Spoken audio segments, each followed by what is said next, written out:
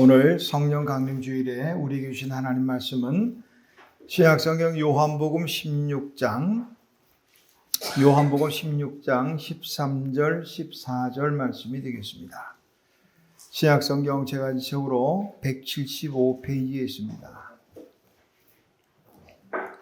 요한복음 16장 13절부터 14절 말씀,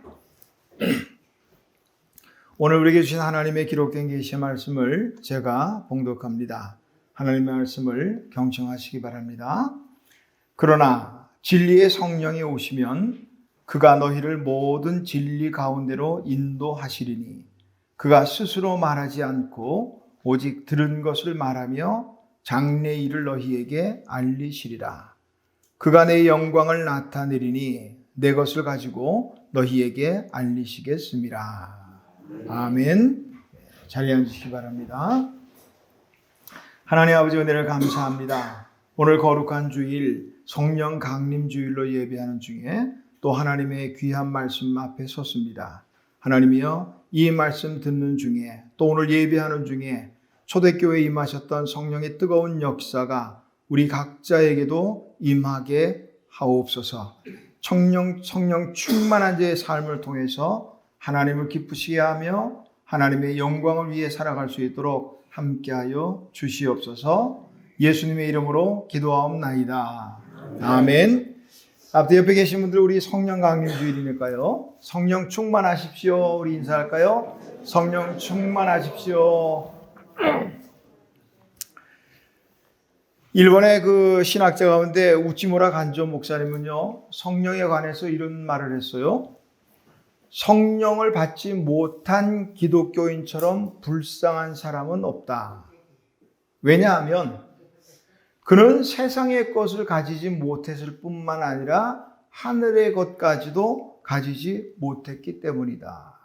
그러니까 세상 사람들은 성령이 아니라 세상을 따라 사니까 세상 것이라도 만족하고 누리고 하지만, 하나님의 사람들은 세상하고 결별하고 사는 사람들이기 때문에 세상 것을 누리지 못해요. 그런데 성령까지도 없다면 세상 것도 없고 하늘의 것도 없으니 이도저도 아무것도 없으니 가장 불쌍한 사람들이다. 그런 말씀을 한 거예요. 세상이 그를, 성령이 없는 기독교인이라면 세상이 그를 업신여겨도 이길 힘이 없다는 거예요. 깨끗하게 되기를 힘써도 결코 깨끗해질 수 없다. 성령이 없으면 그는 성령을 받아야 한다. 그렇지 않으면 그는 불신자보다 못한 사람이 될 것이다. 그러니까 하나님의 사람들에게 성령이 없으면 세상 사람들보다 훨씬 더 불쌍한 사람들이 된다. 이 말을 하고 있죠. 오순절 성령 강림의 역사는 어느 날 갑자기 일어난 사건은 아니에요. 이미 주전 830년 전, 오늘 우리 예배 부름에서도 읽었지만 요엘 선지자를 통해서 하나님이 이미 약속하셨거든요. 그때에는 내가 영을 부어주겠으니까 그때는 모두가 성령으로 말하고 예언하고 그렇게 될 것이다. 이런 말씀.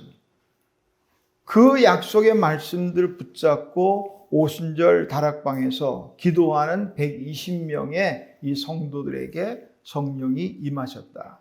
우리 보시면 이제 오늘은 본문이 거기 아니니까 자세히 말씀드리지 않지만 사도행전 2장에 성령이 임하실 때 그 상황을 자세히 좀 읽어보시면 성령이 그 무리 위에 임한 게 아니에요.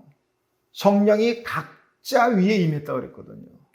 오늘 이 예배하는 중에 이 성령님이 우리 각자에게 충만하게 임하시기를 주님의 이름으로 축원합니다. 성령이 등장하는 초대교회의 모습은요, 사실 그렇게 힘있거나 멋들어지거나 그러지 않아요. 볼품없고 약하고 또 무기력합니다. 초대교회 성도들이 그 구성원 보세요. 중심 세력들이 누구였나? 갈릴리에 배우지 못한 그 갈릴리 어부 출신의 몇 명이 중심으로 이루어졌다는 말이죠. 로마의 그 강력한 무력, 거기에다가 교회를 핍박하는 이 유대교도들의 이 핍박, 율법주의자들, 바리새인들 이런 자들의 그 핍박 아래 참으로 약한 교회였습니다. 어쩌야 뭐 힘으로 할 수도 없고 어찌할 수도 없는 거예요. 그런데 그렇게 무기력하고 연약하고 이 로마의 무력 앞에 벌벌 떨던 이 초대교회에 어느 날 새로운 상황이 만들어졌잖아요. 예수님의 부활하신 그 놀라운 사건을 목격하고 경험했음에도 불구하고 두려워서 문 닫아 걸고 숨어있던 제자들이었습니다. 근데 어느 순간 지나고 나니까 죽을지 살지 모르고 우리 말대로 편하게 목숨을 아끼지 않고 나가서 담대하게 복음을 전하기 시작합니다. 예수님의 부활을 전하기 시작합니다. 한없이 무기력하고 나약했던 이 교회 구성원들 성도들이요, 천하를 소동하게 하는 놀라운 사건이 일어났어요. 무슨 일이 일어났어요? 우리가 잘 알고 있는 얘기지만 이 사건의 그 시작은 예수님께서 승천하실 때 그 모였던 제자들, 그 제자들에게 분부하신 말씀에서 비롯됩니다. 사도행전 1장 4절에서 5절 보니까 이제 부활을 앞둔 예수님께서 모인 제자들에게 말씀합니다. 예루살렘을 떠나지 마라. 그리고 내게서 들은 바 아버지께서 약속하신 것을 기다리라. 그 약속하신 것이 바로 성령이죠. 너희는 몇 날이 못되어 성령으로 세례를 받으리라. 몇 날이 못되어 성령 받으리라.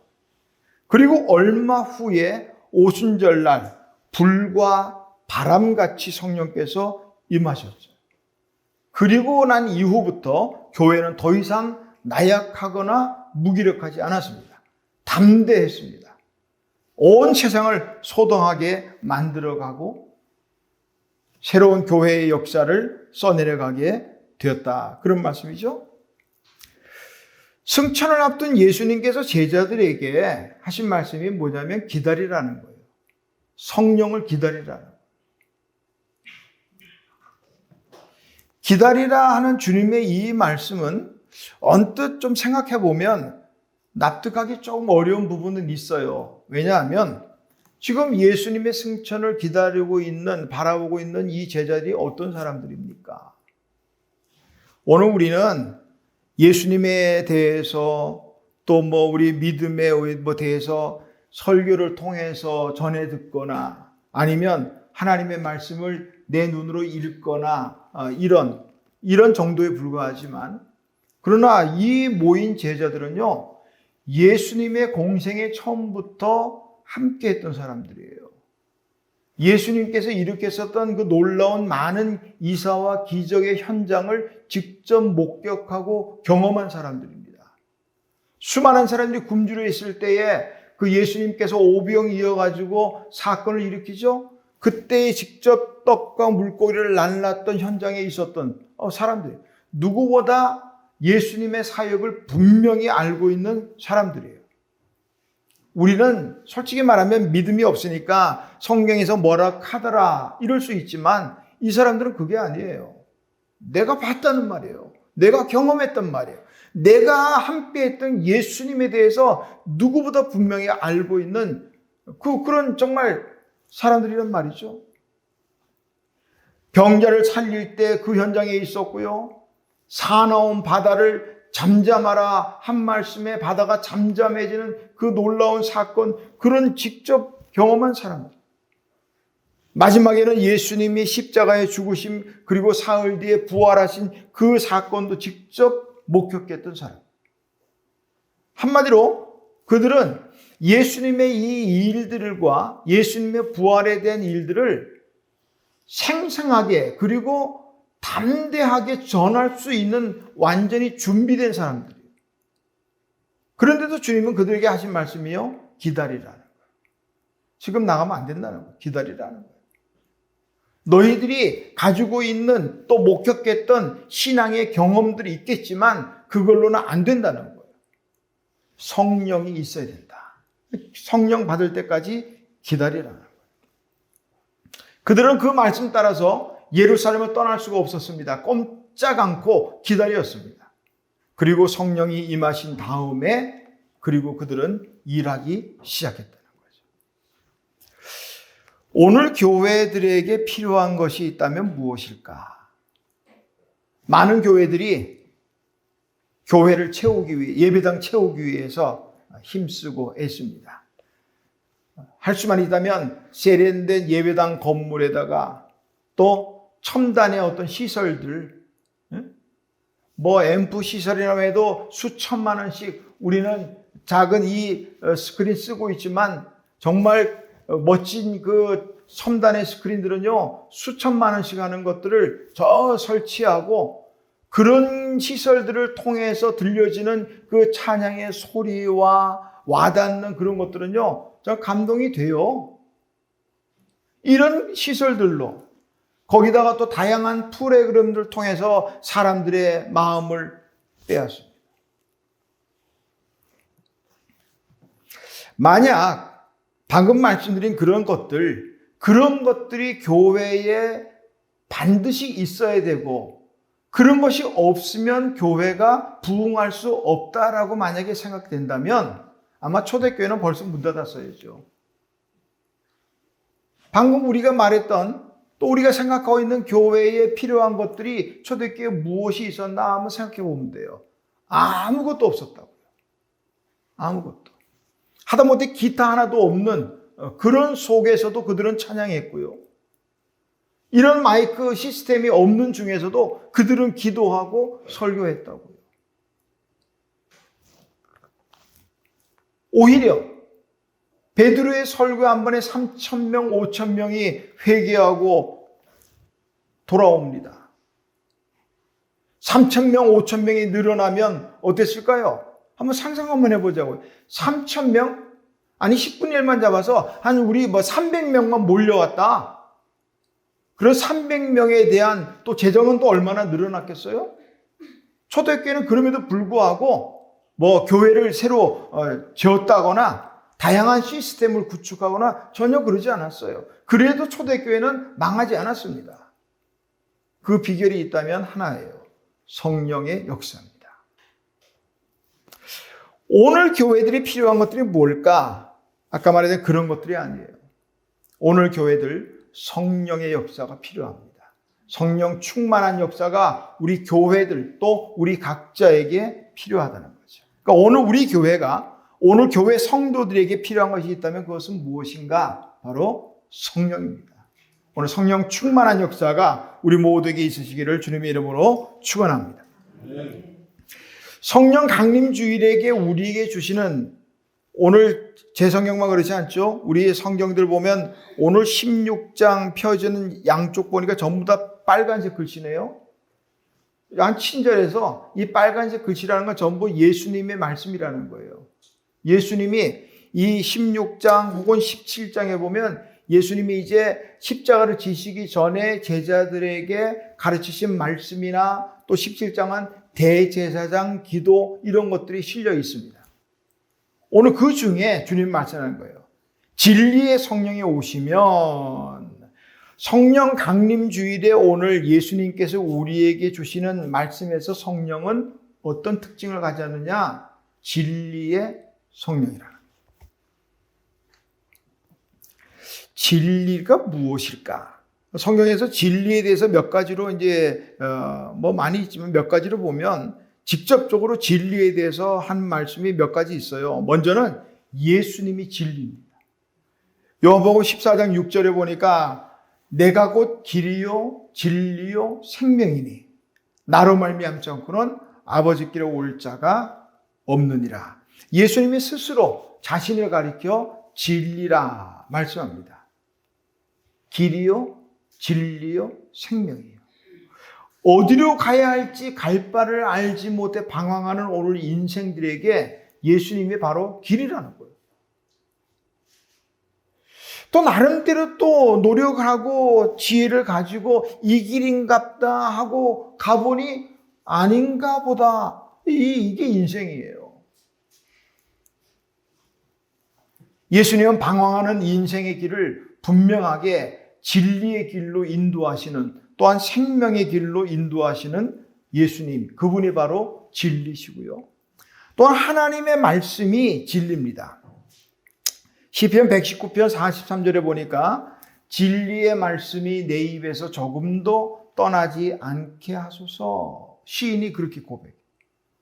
진리의 말씀이, 하나님의 말씀은 진리라는 거예요. 진리의 말씀이 내 입에서 조금도 떠나지 말게 하소서. 얼마나 거짓된 세상인지는 이 시간에 말씀드리지 않아도 우리 알잖아요. 조금 지나치게 표현하면 입만 열면 거짓말하는 시대예요. 누가 말을 하면 먼저 저거 진짠가 의심부터 하게 되는 세상이라고요. 우리가 살아가는 세상이. 이런 세상을 우리가 살아가는데 그래도 우리 하나님의 사람들만큼은 진실을 말해야 되지 않겠어요? 세상이 다 거짓말을 한다고 해도, 세상이 아무리 거짓되고 하더라도 우리 예수님의 사람들, 하나님의 사람들만큼은 그래도 진실을 말해야 되잖아요. 남들 보기에는 바보스럽고 어떻게 할지 몰라도. 요한복음 17장은 아까 말씀드린 대로 예수님의 대제사장적인 기도입니다. 그 17장에서 예수님은 이런 말씀이에요. 아버지여, 그들을 진리로 거룩하게 하옵소서. 아버지의 말씀은 진리이니이다. 그러니까 우리가 거룩하게 되는 방법은 다른 거 없어요. 진리이신 하나님의 말씀이 우리를 거룩하게 한다. 이런 말씀이에요. 또한 오늘 말씀 보니까 성령이 진리예요. 오늘 13절에 보니까 진리의 성령이 오시면 진리라고 말씀하고 있죠. 자, 바로 옆에 있는 우리 요한복음 15장 26절 한번 보실까요? 15장 26절. 내가 아버지께로부터 너희에게 보낼 보혜사, 곧 아버지께로부터 나오시는 진리의 성령이 오실 때에 그가 나를 증언하실 것이요. 여기서도 성령을 가리켜 진리의 성령 이렇게 말합니다. 자, 그러면 한 장 더 앞으로 넘겨보실까요? 14장 16절 17절입니다. 14장 16절 17절 예수님의 말씀이에요. 내가 아버지께 구하겠으니 그가 또 다른 보혜사를 너희에게 주사 영원토록 너희와 함께 있게 하리니. 예수님께서 이제 부활하고 승천하신 후에 예수님의 사람들을 그냥 버려두지 않고 또 다른 보혜사를 보내주셔서 함께 있겠다 하시면서 말씀하실 거예요. 그는 진리의 영이라. 예수님을 대신해서 우리와 함께 하실 성령님, 그 성령님은 바로 진리의 영이라 말씀하고 있습니다. 사도 요한이 오늘 말씀하고 있는 본문의 앞뒤에서 말하고 있는 이 성령의 특징은 바로 진리입니다. 진리의 성령님이라 이 말씀입니다. 시편 12편 1절에서 8절에 보면 다윗이 이 거짓된 세상을 고발하고 있는 내용이 나와요. 앞에 1절, 2절만 이렇게 좀 보면 이렇게 여호와여 도와주소서. 진실한 사람들이 없습니다. 충성스러운 사람들은 이 땅에서 찾아볼 수가 없습니다. 사람들은 저마다 이웃들에게 거짓말을 합니다. 그들은 간사한 입술로 다른 사람을 속입니다. 이 다윗이 이 거짓된 세상을 고발하는 거예요. 그리고 12장 8절에서 이 땅 어디에서나 더러운 일들이 판을 치고 악한 자들이 거침없이 활개치고 다닙니다. 거짓된 세상을 고발하고 있다고. 이 거짓된 세상을 살아가는 우리에게 성령님은 우리를 진리로 인도하십니다. 진리의 성령이 오시면 그가 너희를 모든 진리 가운데로 인도하시리니. 거짓된 세상을 살아가는 우리를 성령님은 진리로 인도하신다 하는 이 말씀. 우리 진리 안에서 살아가시기를 주님의 이름으로 축원합니다. 우리 아버지 하나님은요, 자녀된 우리들이 진리 안에서 살아가기를 기뻐하셔요. 요한 3서 1장 3절에서 4절을 보면 이 사도 요한이 이렇게 말을 합니다. 정확하게는 사도 요한을 통해서 하나님이 하신 말씀이죠. 형제들아, 와서 내게 있는 진리를 증언하되 내가 진리 안에서 행한다 하니 내가 심히 기뻐하노라. 내가 내 자녀들이 진리 안에서 행한다 함을 듣는 것보다 더 기쁜 일이 없도다. 설명 필요 없죠? 하나님이 자녀된 우리가 진리 안에서 행한다 그 말을 듣는 순간 심히 기뻐하신다는 거예요. 또 자녀된 우리들이 진리 안에서 행한다는 이것보다 더 좋은 일이 없다는 거예요. 더 기쁜 일이 없다는 거예요. 그러니까 우리가 진리 안에 살아가면 그 무엇보다 하나님 아버지 너무 기뻐하신다는 거예요. 우리 하나님 기쁘게 하자고요. 우리 육신의 부모도 마찬가지예요. 육신의 부모들이 자녀들에게서 얻는 기쁨이 뭐가 있어요? 처음에 키울 때 보니까 그냥 아기들은 아기 자체만으로도 기쁘더라고, 부모에게는. 그거 조금만 희한한 짓만 해도 예뻐요. 얼마나 예쁜지. 저게 어디서 나왔나 싶기도 하고, 그렇게 예쁘다고요. 그런데 점점 크면서, 이놈이 부모를 기쁘게 하는데 공부도 잘하지. 얼굴도 그만하면 예쁘지. 또 나중에 졸업해서 직장도 좋은데 또 취직을 했지. 기뻐요? 안 기뻐요? 얼마나 기쁘겠어. 이 정도 되면 얼마나 기쁘겠어. 그런데 그 모든 것들이 진리 안에서가 아니라면 기뻐해야 될까 말해야 될까 이거야 지금. 좋은 머리로 악한 꾀를 일삼고 예쁜 얼굴로 타락의 길을 걷는다면 어느 부모가 그 기뻐하겠어요? 차라리 머리 좀 안 좋아도 조금 얼굴 좀 안 예쁘면 어때? 요새 돈만 있으면 다 예쁘게 되잖아요. 그렇죠? 아니면 어때? 그거 좀 부족해도 진리 안에 살아간다면 그게 부모의 기쁨 아니겠어요?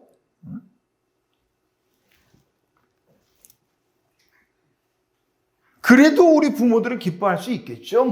그래도 믿음 좋은 거야. 그것도 배운 것 많아가지고 믿음은 하나님의 선물이라니까 하나님이 주시겠죠. 이제 그럴 수도 있겠죠. 그런데 우리의 자녀들이 그렇게 살면 과연 하늘 아버지께서도 기뻐하실까 하는 거예요. 사도 요한을 통해서 하신 하나님 말씀을 들어보면 그건 아니겠다 싶습니다. 하나님이 기뻐하시는 것은 자녀된 우리들이 진리 안에서 행한다. 진리 안에서 살아가는 것. 그것보다 더 기쁜 게 없다고 말씀하시는 겁니다.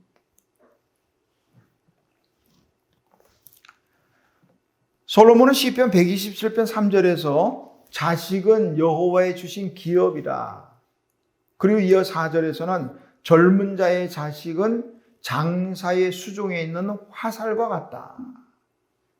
젊은 것만으로도 무기가 되는데 그 전통에 화살통에 화살이 많다면 얼마나 또 힘이 되겠어요. 화살통에는 전통에는 화살이 가득해야 돼요.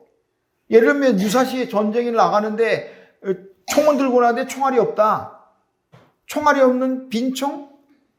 화살 하나 없는 전통? 그거 아무 소용 없어요. 큰일 납니다.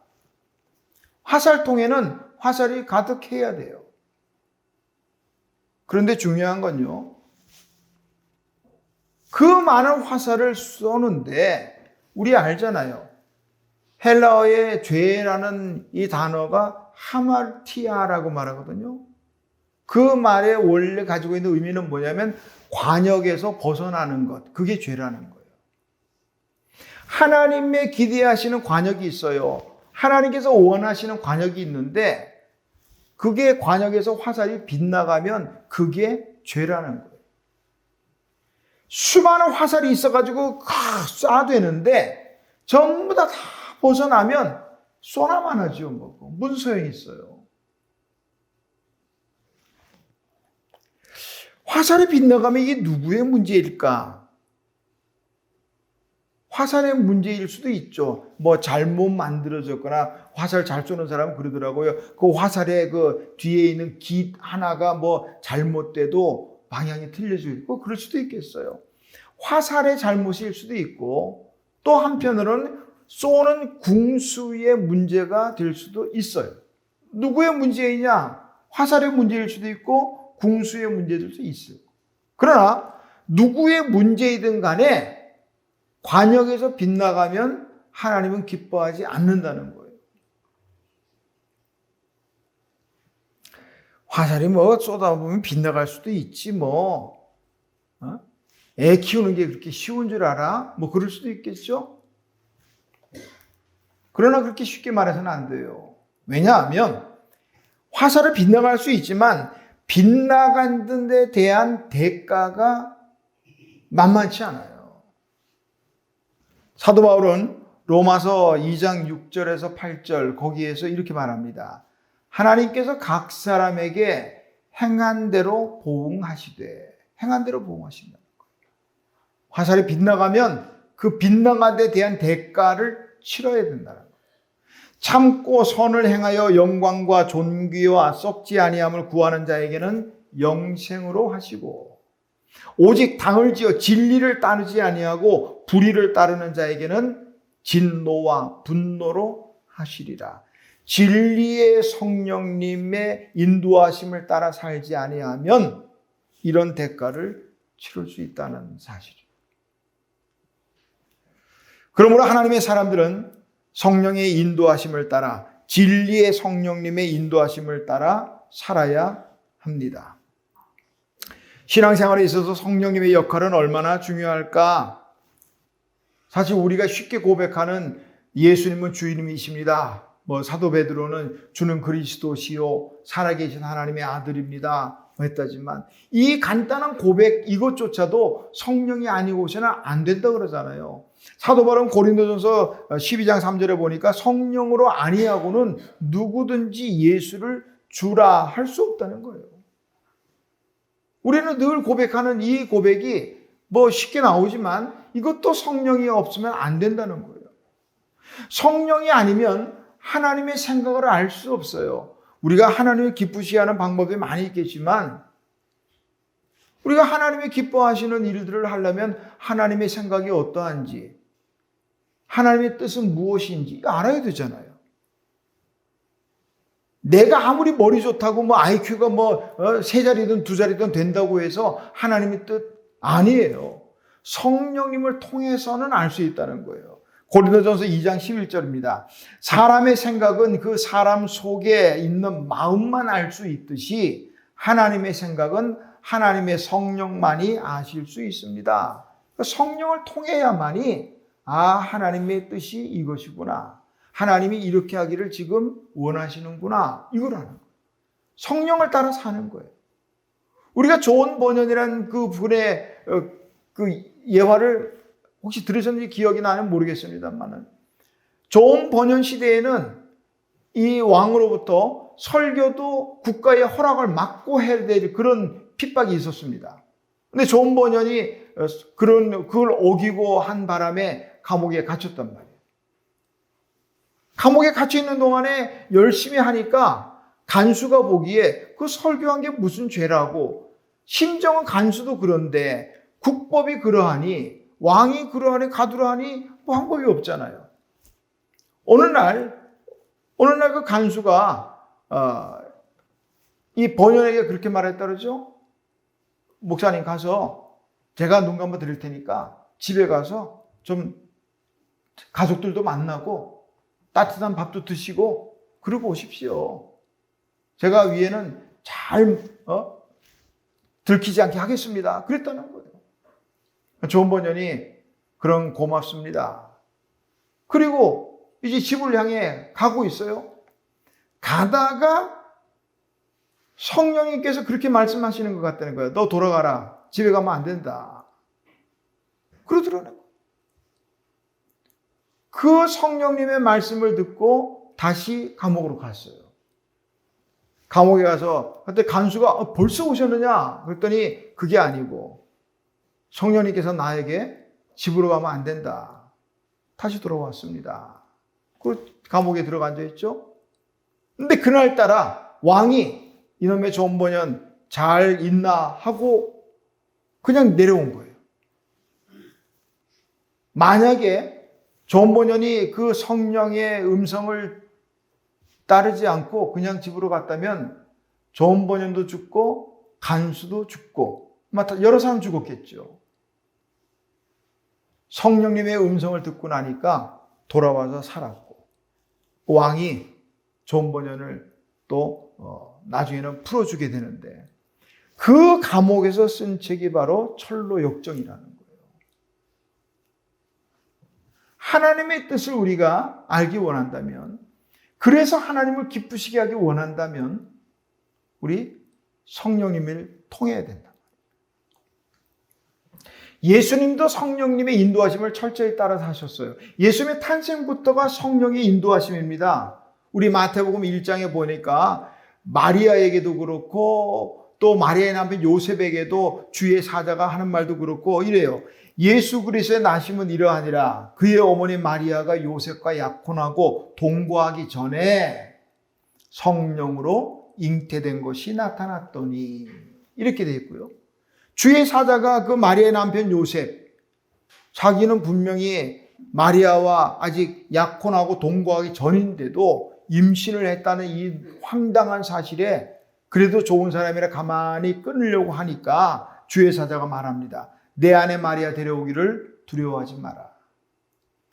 그에게 잉태된 자는 성령으로 된 것이다. 예수님의 탄생이 성령이에요.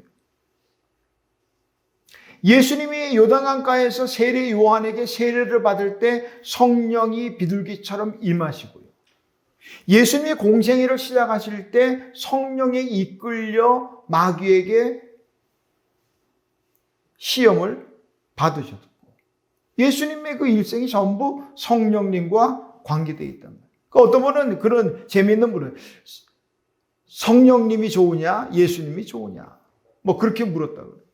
마치 우리 애들에게 아빠가 좋아 엄마가 좋아 하듯이 누구 좋은 게 아니에요. 예수님과 성령님은 밀접한 분이라 이 말.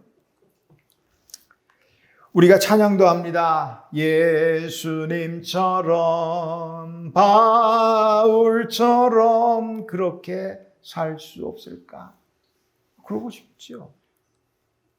그런데 바울처럼 그렇게 살고 싶다고 우리의 바울이 좋은 멘토가 되기도 하는 것 같은데, 근데 그 바울조차도 안 되더라는 거예요. 바울이 말하잖아요. 오호라, 나는 곤고한 자로다. 내가 원하는 바 선은 행하지 않고 원치 않은 바 자꾸 육신의 소욕이 자꾸 나와서 이 둘이 늘 싸운다는 거예요. 이 성령의 소욕과 육신의 소욕이 늘 이게 고민이에요, 바울이요. 우리가 그렇게 살고 싶어하는 바울도 그래요. 그 고민하다가 바울이 내린 결론이 뭐냐면, 아직도 내 마음은 하나님의 법을 섬기고 육신은 죄의 법을 따르는구나. 못하겠다는 거예요. 한마디로 어쩔 수 없다는 거예요. 내 육신이 이렇게 약한 걸 어떻게 할 수 없다는 거예요. 그런데 로마서 8장 1절에 딱 넘어가니까 새로운 깨달음이 됐어요. 예수 그리스도 안에 있는 자에게는 결코 정죄함이 없나니, 이는 그리스도 예수 안에 있는 생명의 성령의 법이 죄와 사망의 법에서 나를 해방하였습니다. 아마 루터가 종교교회 가면서 그 라테란 그 계단을 무릎으로 가다가 오직 의인은 믿음으로 살리라 그 깨닫고 딱 무릎을 치고 일어났던 것처럼 바울이 아마 그랬을 것 같아요. 그렇지, 내 속에 이 두 가지 소욕이 늘 싸워 갈등하지만, 그러나 생명의 성령의 법이 나를 죄와 사망의 법에서 해방시켰다. 할렐루야. 막 그러고 일어났을 거예요. 우리가 성령님의 도우심으로 예수님을 구주로 믿고 고백도 하고 또 뭐 그렇게 하지만, 근데 우리의 삶을 가만히 들여다보면 남 들여다보고 나를 들여다보자고요. 내 인생의 주인이 누구예요? 그렇게 성령의 도우심으로 예수님을 나의 구주로 고백도 하고 노래도 하고 뭐 하는데도 정작 삶에 들여다보면 내가 내 인생의 주인이더라는 거예요. 왜 이래요? 왜?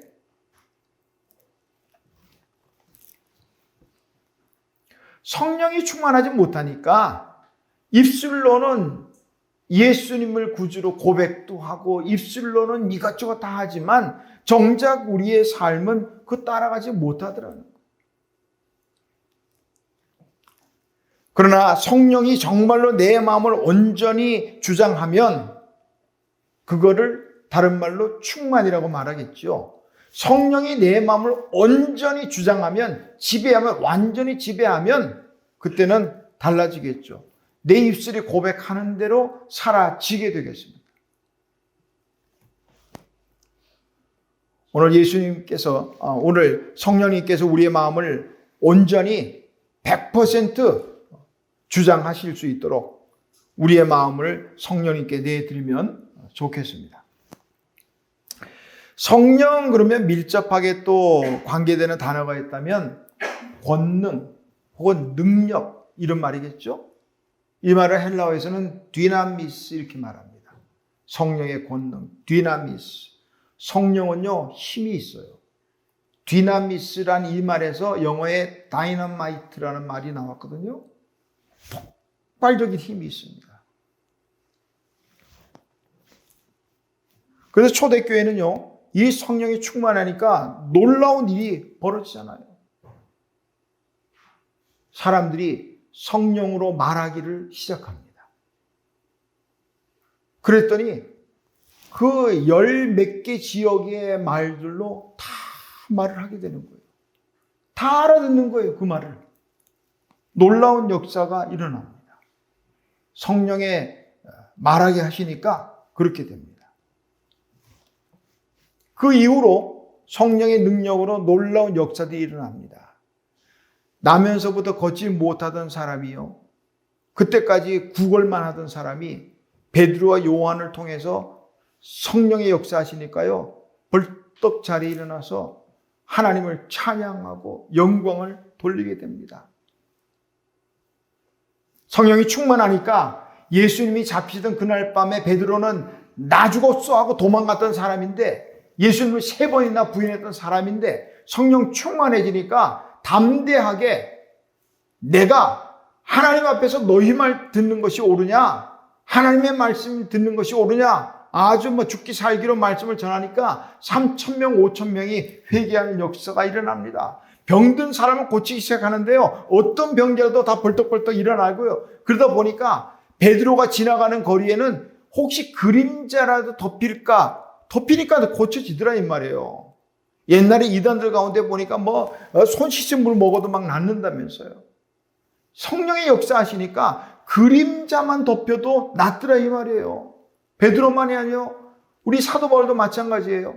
사도 바울도 성령이 충만하니까 사람들을 고치고 죽은 사람, 우리 드로아라는 지방에 가니까 거기서 집회를 할 때 유두고라는 청년이 낭만에 걸쳐 있다가 꾸벅꾸벅 졸다 떠들어져 죽었거든요. 성령의 역사하시니까요. 죽은 사람도 살아나요. 베드로는 지나가면 그림자만 덮여도 사람들이 병자가 막 낫는데 사람들이 바울 경우에는 앞치마나 손수건만 갖다 얹어도 낫더라는 거예요. 와, 성령의 능력은 정말 대단해요. 성령의 능력은요, 복음의 전파가 아주 힘있게 할 수 있다고요.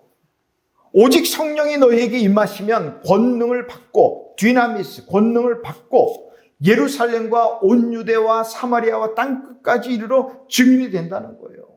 성령이 충만하시면.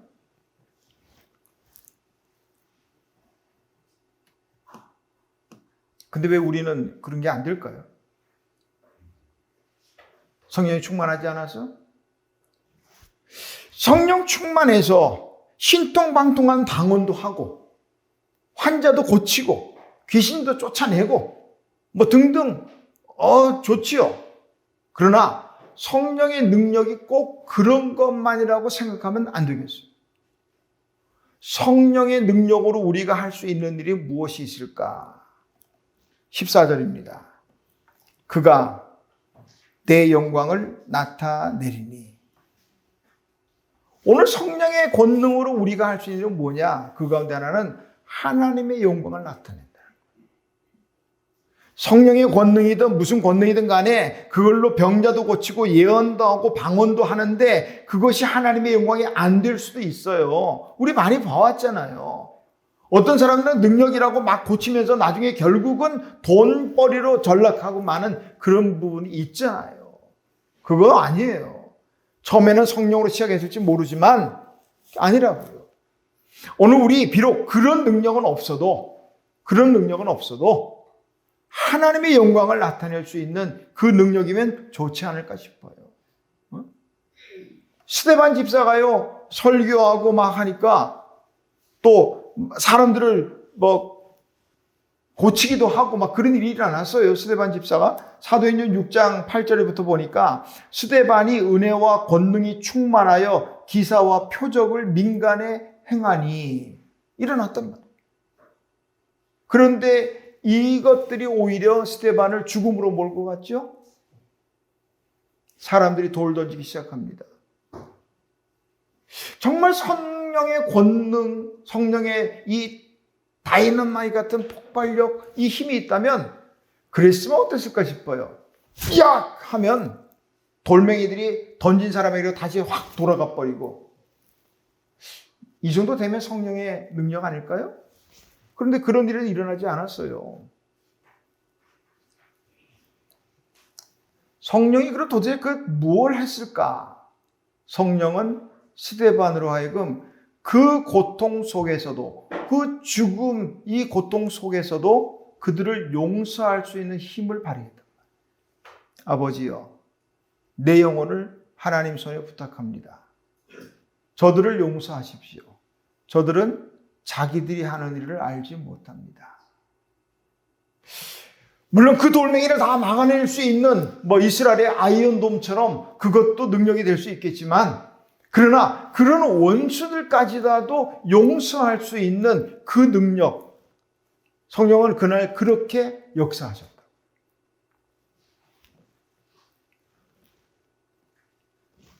성령 강림절을 맞아 한 가지만 생각하고 이제 말씀을 마무리합니다. 사도행전 1장 15절에 보니까 예수님의 승천을 기다리는 사람들 보니까 얼마나 됐을까? 이 모인 사람들 보면 대충 120명 문도라고 말했죠. 마가의 다락방에서 기도에 힘썼던 120명 문도에게 성령이 임하셨던 그런 일인데 왜 120명 뿐이었을까? 좀 한 가지 생각할 필요가 있어요. 사도행전 바울이 고린도전서 15장 4절에서 8절에 보면 적어도 그 자리에 예수님의 승천을 목격한 사람은 최소 500명 이상입니다. 고린도전서 15장 4절부터 보면 5절에는 12제자에게 또 6절에는 500여 형제에게 일시로 부활의 예수님이 나타나셨고, 야고보 7절에는 야고보와 모든 사도, 앞절에 5절에서 12제자를 말했는데 또 7절에 모든 사도라고 말한다고 해서 신학자들 가운데는 아마 둘씩 파송했던 그런 제자들, 12사도 외에 또 제자들, 적어도 70문도 이렇게 아닐까. 맨 나중에 만삭되지 못하여 난 자 같은 나에게 또 나타나셨고, 그러니까 부활하신 예수님을 만난 사람들은 적어도 500명 이상, 많게는 600명 정도 되겠어요. 그런데 성령 이 역사의 현장에는 120명이 있었다는 거예요. 예수님이 예루살렘을 떠나지 말고 너희들은 기다리라. 성령이 임하실 때까지 기다리라. 그 말씀하고 승천하신 후에 오순절 성령의 역사가 일어난 기간은 열흘이 못 됩니다. 예수님이 십자가에 죽으신 것이 6월절 곧 지나면서 십자가에 죽으셨고 부활하셨거든요. 그리고 40일을 계시다가 승천하셨거든요. 6월절부터 오순절까지가 50일이니까 예수님이 계신 40일과 십자가의 사건 빼면 열흘이 채 못 돼요. 그런데 다 어디 간 거예요? 그 많은 사람들이 120명 빼고 다 없어졌단 말이에요. 불과 열흘도 안 되는 그 시간에 기다리라 한 그 말씀을 지키지 않고 무시했는지는 모르겠지만 그럼으로써 그 역사적인 오순절 성령 강림 이 현장에 경험하지 못하게 된 거예요. 물론 성령 체험을 경험이라고 말하면 그렇지만 말이죠. 그래서 어떤 신학자는 조심스러운 얘기지만 그렇게 또 갖다 붙이기도 했더라고요. 600명 정도 돼야 될 사람들 가운데 120명, 20%도 채 되지 못하는 이 인원들을 보면서 구원의 문이 그렇게 좁지 않을까 그런 얘기도 합니다만은 너무 깊게 얘기하면 또 이단될 수 있겠고 우리 가운데는 그런 일이 일어나지 않았으면 좋겠다 싶습니다. 있어야 될 자리에 있어야겠어요. 이 시간에 하나님께서 오늘 우리에게 또 예비하신 은혜의 어떤 순간들이 있을 텐데 이 자리에 없으면 그 은혜는 받을 길이 없어요. 오늘 초대교회가 예수님의 그 말씀 기다리라, 떠나지 말고 기다리라 하는 그 말씀에 모여 기도하고 기도하는 중에 성령 충만한 역사가 일어나는 것처럼 오늘 우리에게도 이 성령 충만한 역사가 일어나고 이 충만한 성령님에 인해서 우리 하나님의 영광을 위해 살아가는 우리 모두가 되시기를 주님의 이름으로 축원합니다. 아멘. 하나님 아버지 은혜를 감사합니다. 오늘 성령 강림 주일을 맞아 아버지 하나님 초대교회에 이 성령의 역사했던 것처럼 우리 교회와 우리 각자에게 하나님의 성령이 충만하기를 간절히 소원합니다. 하나님, 우리가 신앙으로 믿음으로 산다고 하면서도 오늘 바울이 고백했던 것처럼 오호라 나는 곤고한 사람이구나. 내 마음은 성령을 따라 살기를 원하지만 내 육신은 세상의 소욕을 따라 살아가는 이 현실 앞에서 아버지 하나님 다시 한번 우리 하나님의 또 성령님의 도우심을 청합니다. 하나님이여 도우소서. 성령님이여 우리의 마음을 지배하옵소서. 성령님이 인도하시는 대로 진리를 따라 살아가게 하옵소서. 예수님의 이름으로 기도하옵나이다. 아멘.